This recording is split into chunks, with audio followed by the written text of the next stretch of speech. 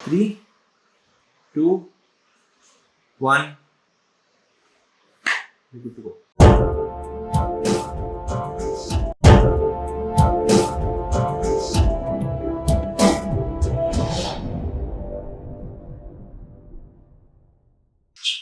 What do you think can be done better in order to make these competitive exams more enriching to the students' learning value? As long as we expect every child to express the entire intelligence that they have in terms of words on a sheet of paper, we will be stagnant there.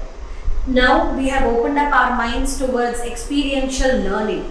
Unless and until we complete the circle with experiential assessment, we will still be there.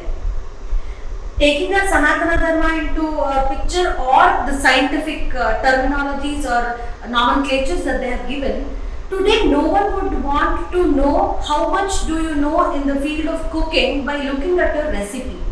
I want to taste your food to tell you that if you are a good cook or not. But that is not being done out right there.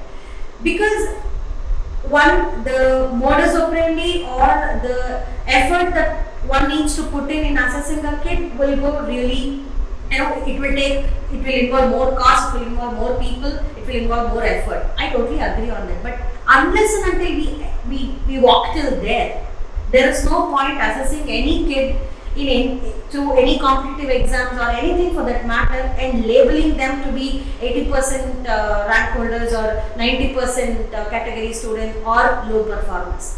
We are expecting a fish to climb a tree and rank them based on how far could it climb. A fish will have to be put into the test of swimming. That is not the entire case right now. So unless and until we change our entire education system towards that. For example, between Arjuna and Karna, the fighting or the competition was entirely archery. It was never Niti Shastra or Rajya Shastra or anything else. He was expert in that and he was tested in that.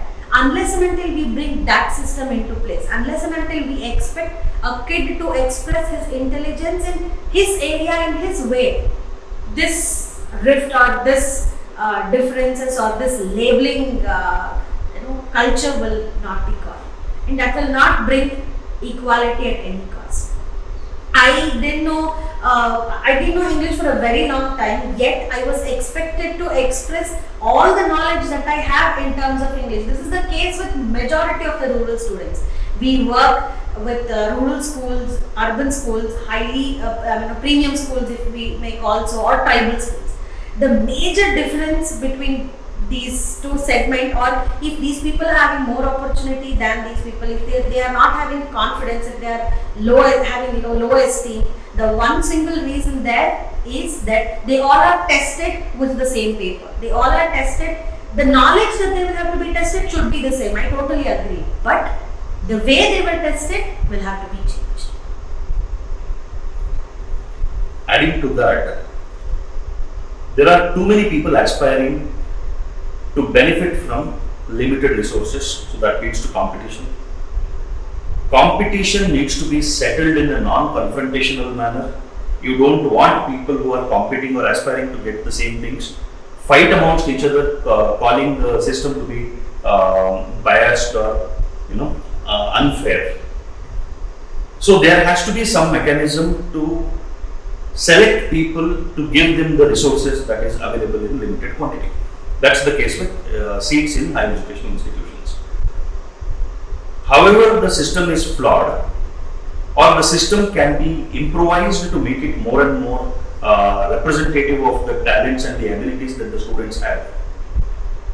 Most of the competitive exams are aptitude tests in the current scenario also, and there is constant evolution of the testing methodologies that's going on. So, the testing of aptitude and the testing of the attitudes necessary to pursue a particular course is a very vague and a very non-conclusive format. So that is the challenge that we need to overcome to make it more and more fair for the students who possibly could have been put into that institution for pursuing a particular course, but were not able to do so because the assessment tools are very narrow in their approach. So, though the system that we have currently in our country is doing a decent job in allowing people to go through a certain process and get into the institutions of their choice, a lot needs to be done. And like Madam said that we need to make the assessment more comprehensive. We need to make the assessment more multidimensional, not only for the purpose of allowing them to pursue a particular career, but also for the purpose of giving them the reassurance that in spite of your performance being lower than what is expected, your ability to pursue whatever you want to pursue and your ability to succeed in life is not limited. So somebody might not be like, Madam gave a very good example, the fish has to climb a tree and being assessed on that. Now the problem with the current system is the reward mechanism is so narrow, marks driven, that somebody who is intelligent, and her work has been multiple intelligence theory, somebody who is intelligent in multiple dimensions but not in this format of formal education, needs to be constantly reinforced that though you might not succeed very well in this form of learning, your ability to succeed and your right to have a great life is not limited, it is unlimited. The problem with the current education system is we make our kids believe that they are fit for nothing very early in life.